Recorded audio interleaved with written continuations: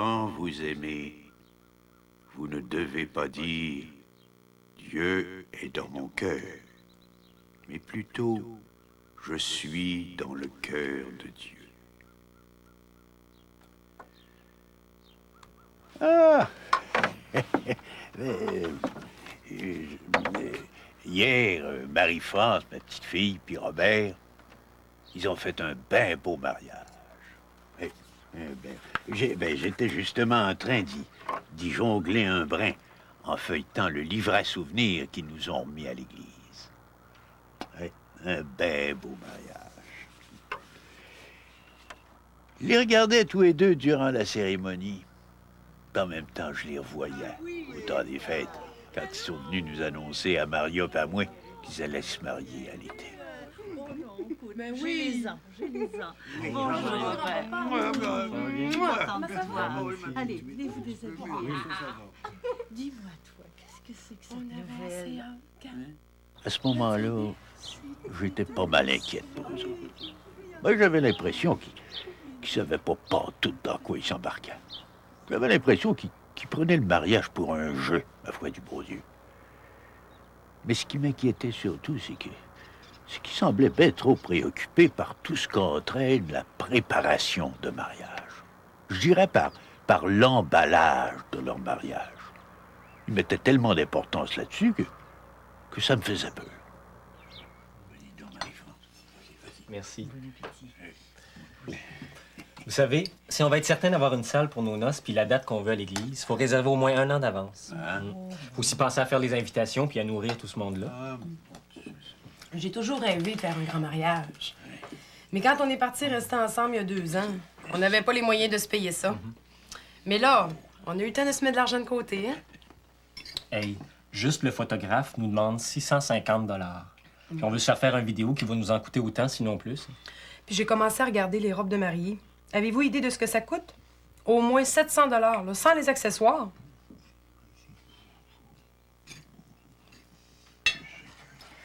On a aussi pensé à louer une ancienne auto pour notre sortie à l'église. Une ancienne auto comme dans votre temps. Je suis sûr que vous allez aimer ça. Vous semblez pas d'accord? Je sais pas, là. Non, je veux dire, c'est sûr que je vais aimer votre mariage, voyons. Non, c'est que dans mon temps, on mettait moins de fluff là. On faisait les choses plus simplement. Voyons, Médée, c'est pas tous les jours qu'on se marie. Si ça les tente d'avoir un beau mariage, laisse-les donc faire. Après tout, c'est leur argent. Rien qu'une question d'argent. Non, ce qui me déroute un peu, c'est que je trouve que vous mettez pas mal trop d'importance sur l'emballage de votre mariage. Comme si un bel emballage, c'était la garantie de la solidité de votre vie de couple. Voyons, Médée, tu sais bien que Marie-France et Robert sont plus intelligents que ça. Ennuie pas les amoureux avec tes jongleries. Ça va, grand-maman. Tu peux laisser grand-papa parler. On le connaît, on sait bien qu'il nous dit tout ça pour bien faire.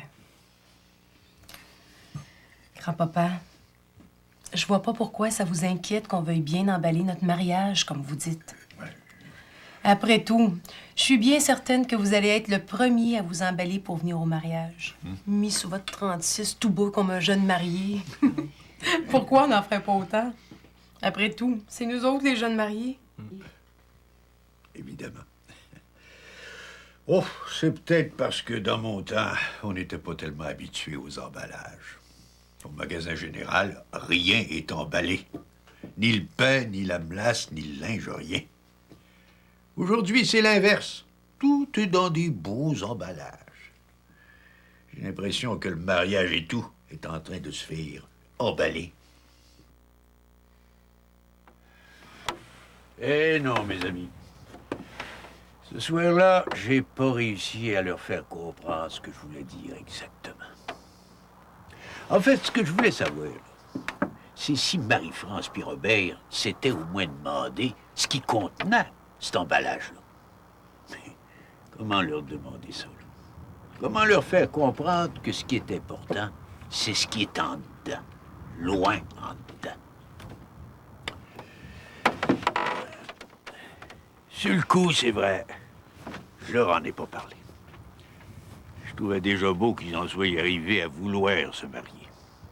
Oh oui, ils ont dû hésiter longtemps. Je crois bien qu'ils sont pas différents des autres jeunes de leur âge, qui voient le mariage comme une trappe en or, puis qu'on peut d'y mettre le pied, de crainte d'y laisser le pot. Remarquez que je les comprends d'avoir cette peur-là. Quand ils jettent un coup d'œil autour d'eux autres, ils voient bien ce qui est arrivé à d'autres couples de leurs amis qui avaient fait le même rêve qu'eux autres. Pourtant, on m'enlèvera pas de la caboche que quand on est amoureux, même aujourd'hui, on rêve d'un grand amour qui va durer toujours, puis un jour de plus.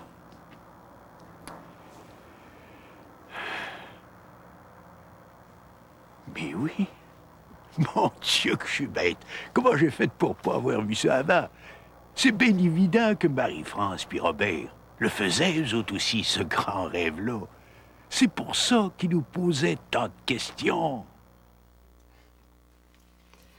Marie-France et moi, on voulait vous poser une question importante. À vous m'aider, puis à vous aussi, Maria. Oui? Ça va faire plus de 50 ans que vous êtes mariés. Puis ce qui est rare, puis plus important, c'est que vous avez encore l'air heureux ensemble. Ah. Auriez-vous un secret à nous transmettre ou un conseil à nous donner dans notre mariage? Un secret? Je peux pas dire qu'on a un secret. Hein, Berlioz? Non. Si on avait un secret comme ça, on le garderait sûrement pas pour nous tout seuls. On serait trop content de le révéler à tout le monde. Non, on n'a pas de secret. Mais après 50 ans, vous devez au moins avoir un conseil à nous donner. Un conseil? Quel conseil un vieux couple comme le nôtre pourrait bien donner à deux jeunes en amour? Mais si vous êtes encore ensemble après 50 ans, c'est sûrement que vous avez une recette qui a été bonne tout ce temps-là et qui sera encore bonne pour nous. Ah oui. Il y a une chose importante, là. Je sais pas trop comment je vous dirais ça, là. Et comment vous dire mon idée pour me faire comprendre? Est-ce que c'est si compliqué que ça? Non, c'est pas que c'est compliqué. Au contraire. Mais je voudrais pouvoir vous exposer mon idée sans avoir l'air trop simplet. En tout cas, dit comme ça, là, mon conseil, ce serait de se parler puis de s'écouter. Ah, ben pas de problème avec nous, hein. On est bons là-dedans. On s'entend toujours, on est toujours d'accord. Ah bon? Mais je suis pas sûr, moi, que vous allez toujours vous entendre. Pensez-vous que Maria puis moi, on s'est toujours entendus? Sur toute la ligne? Et quand je dis qu'il faut se parler, je veux dire qu'il faut savoir se parler. Puis écouter l'autre, même quand on n'est pas d'accord. Comment je vous dirais bien ça, là? Il faut savoir passer par-dessus les chicanes. Pas penser que tout est fini parce qu'on a eu une dispute. Puis quand l'autre change, qu'on trouve qu'il est plus comme avant, faut se dire que moi aussi, j'ai changé. Moi aussi, je suis plus comme avant. Mais quand même, grand-papa, on sait qui on est. On s'aime pour ce que l'on est. On changera quand même pas à ce point-là. Pas au point de plus se reconnaître, pas au point de plus s'aimer. Ben là, ça dépend de ce que tu vois dans l'autre. Médée, je pense qu'on est assez évolué pour se voir honnêtement tel que l'on est. Il y a peut-être des couples qui s'illusionnent, qui fantasment, qui se mentent l'un à l'autre et puis qui se présentent pas sous leur vrai jour. Mais nous, on est francs l'un envers l'autre. Oh, j'en doute pas. Non, c'est pas à ça que je pensais quand je disais que ça dépend de ce que tu vois dans l'autre. Non, je pensais plutôt à Jean Raymond, un ami qui fait de la sculpture. Personnellement, j'ai appris beaucoup en le regardant travailler. Son atelier, là, il est plein de pièces de bois. Avant de commencer une sculpture, là, il peut en examiner une dizaine. Il les prend tour à tour, il les retourne dans ses mains, il les examine attentivement, jusqu'au moment où il tombe sa bonne. Comme s'il voyait, là, dans cette pièce de bois-là, le personnage qu'il avait envie de faire. Puis son seul ouvrage, c'était d'enlever des copeaux de bois avec son ciseau pour le faire apparaître. Je me suis souvent dit, en le voyant faire, me semble que ça devrait être comme ça en amour.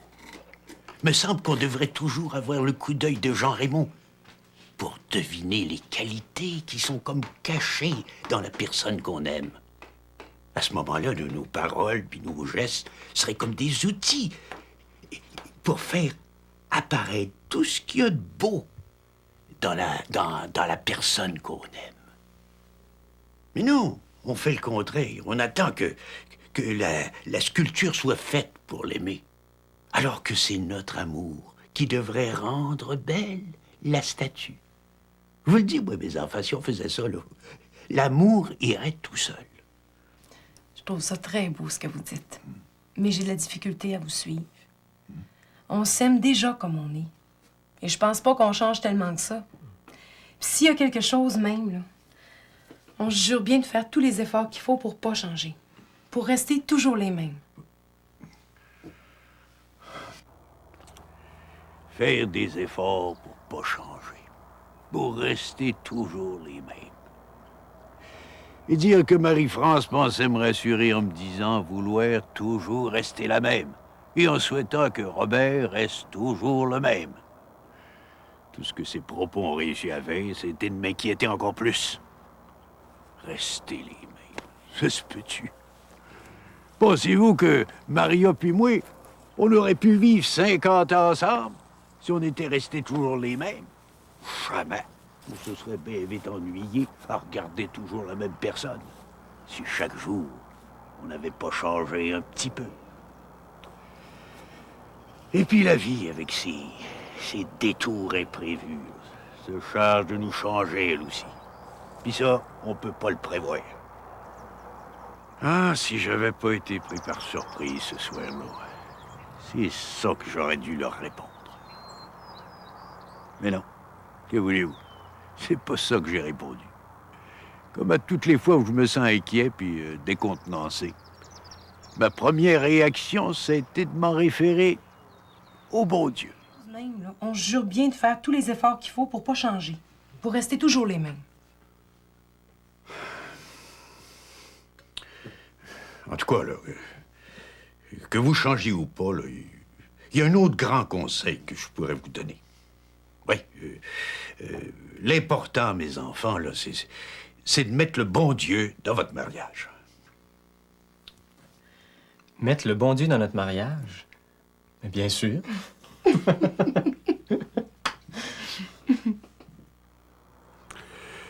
J'avoue que quand Robert m'a lancé son petit bain sûr, j'avoue que j'ai été un peu dérouté. Moi, j'étais tout ce qu'il y a de plus sérieux quand je leur ai dit que c'était important de mettre le bon Dieu dans notre mariage. Ben, faut croire que je me suis mal exprimé.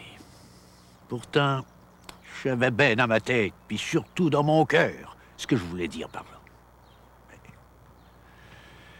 Oh, par bout, j'ai l'impression de pas trouver les mots pour faire comprendre à des jeunesses ce que j'aurais tant envie de leur dire. Mais c'est peut-être aussi que, comme plusieurs, jeunes ou vieux, ils imaginent le bon Dieu comme un drôle de personnage qui serait contre tout ce qui est intéressant, puis surtout contre l'amour. Comme un surveillant de discipline là, dont le seul plaisir serait de nous prendre en défaut. Mais tout ça, c'est dans notre tête. En réalité, le bon Dieu s'y connaît pas mal plus en amour que n'importe lequel d'entre nous. Je dirais même que c'est lui qui a inventé l'amour. D'ailleurs, il a été le premier à faire le grand rêve de tous les fiancés. Et quand il a créé le monde, il a fait l'homme et la femme afin qu'ils ne fassent qu'un dans l'amour.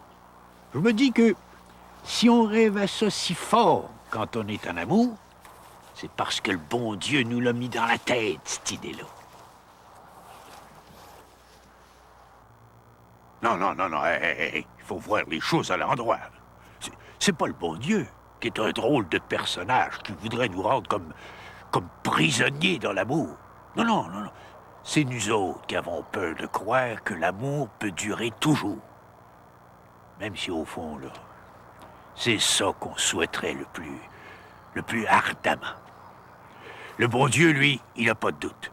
Il sait que l'amour peut durer toujours. Puis en plus, il veut être avec tous ceux qui s'aiment pour faire en sorte que ça arrive. Ouais. C'est de même que je voyais les choses.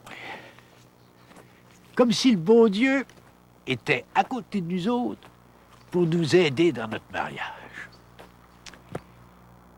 Mais par contre, hier, quand j'ai lu le livret que Marie-France et Robert avaient préparé pour leur mariage, j'ai trouvé tout à coup, écrit, là, en vrai mot, exactement ce que j'aurais aimé lui dire.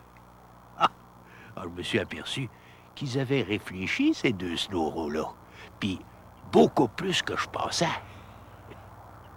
Et dire que, quand Robert m'a répondu son petit bien sûr, dire que j'ai pensé qu'il voulait juste faire semblant d'être d'accord, mais qu'au fond, là, il se disait que le bon Dieu avait rien à faire dans son mariage. Puis quand je pense que tout ce que j'ai réussi à lui dire, c'est de se parler puis de s'écouter. Maintenant, je regrette même de m'être demandé s'ils savaient ce qu'il y avait dans l'emballage de leur mariage. C'est la fameuse petite phrase qu'ils ont mis dans leur livret qui m'a fait changer d'idée. Ah, les jeunes sont parfois surprenants. Et quand vous êtes arrivé tantôt, là, j'étais justement en train de la relire encore une fois. C'est une pensée sur l'amour qu'ils ont copiée de certains... Attendez voir, là. Khalil Gibran. Je vais vous la lire. Quand vous aimez, vous ne devez pas dire « Dieu est dans mon cœur », mais plutôt « Je suis dans le cœur de Dieu ». Une pensée qui nous a fait bien réfléchir, Mario puis moi. Et pensez-y, là. Vous, moi, nous sommes dans le cœur de Dieu.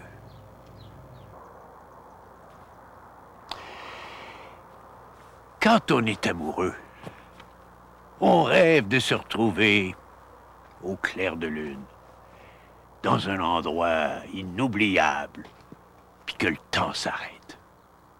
Mais de se retrouver dans le cœur du bon Dieu, c'est rare qu'on rêve à ça, hein? Et pourtant, y a-t-il une plus belle place où se retrouver quand on est amoureux? Moi, j'avais toujours pensé que le bon Dieu était à côté de nous autres. Mais là, grâce à Marie-France et à Robert, j'ai compris que c'était encore mieux que ça.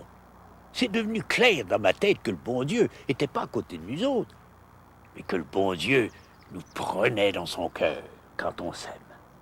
Comme si on trempait dans son amour. Franchement, moi, là je n'avais jamais vu ça de même.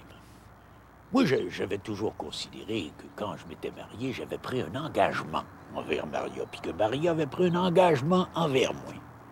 Mais là, je me rends compte que le vrai engagement, c'est le bon Dieu lui-même qui l'a pris. Oui, il a pris l'engagement, non pas d'être à côté de nous autres, mais l'engagement de nous garder dans son cœur. L'engagement de prendre notre engagement à Maria et à moi bien au sérieux. Et ça fait toute une différence. Oh, je vois pas ça comme si le bon Dieu venait tout faire à notre place, là. Non. Notre amour, c'est notre amour. Mais par contre, quand les racines de notre amour trempent dans l'amour même du bon Dieu, il me semble que ça y donne une fameuse de bonne chance. Hein? C'est un peu comme un arbre planté dans de la bonne terre. Il y a plus de chance d'avoir tous les jours la nourriture qu'il faut pour grandir en santé.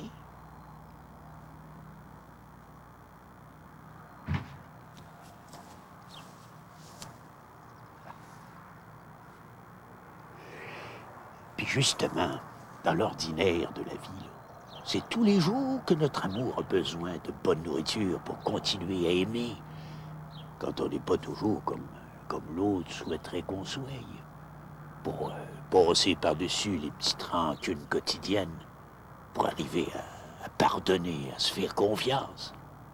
Non, non, sans une bonne terre, où notre amour peut puiser pour se fortifier, il n'ira pas loin. Ses réserves s'épuiseraient vite.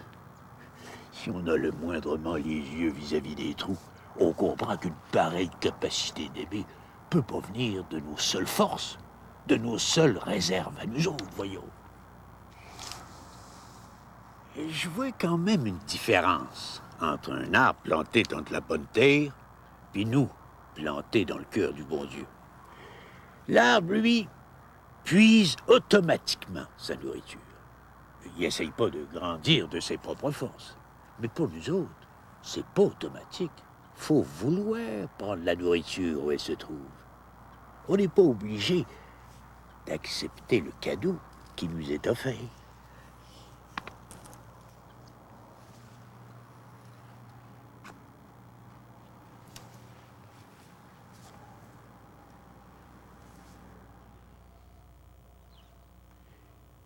Parce qu'en fait, le cadeau de mariage que le bon Dieu nous offre, c'est de s'engager à garder ensemble, dans son cœur plein d'amour, tous ceux qui s'aiment, puis de les garder tout au long de leur vie. C'est un cadeau pratique, ça, qu'il faut pas mettre sa tablette du haut de l'armoire, mais qu'il faut mettre à portée de la main, parce qu'il sert tous les jours, comme le bon pain quotidien. Ah, ça a été vraiment nouveau pour moi de voir ça de même.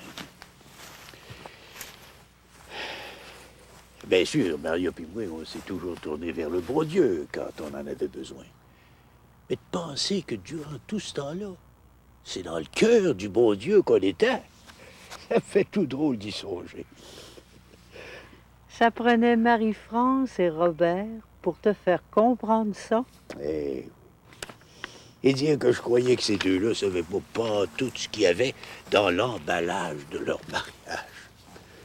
Je me rends compte maintenant qu'ils le savaient bien mieux que moi. C'est pour ça qu'ils voulaient tant que l'emballage soit digne du cadeau qu'il y avait dedans. Maintenant, j'espère qu'ils ne laisseront pas le cadeau moisir dans son emballage, même si l'emballage leur a coûté les yeux de la tête. Mais faire ça part, là, je leur souhaite sincèrement de toujours se regarder l'un l'autre avec le coup d'œil de sculpteur. De cette façon-là, ils finiront jamais de se découvrir des qualités mutuellement, puis surtout de les faire ressortir. Et pour moi, c'est ça, aimer quelqu'un. Qu'est-ce que t'en penses, ma belle Mario?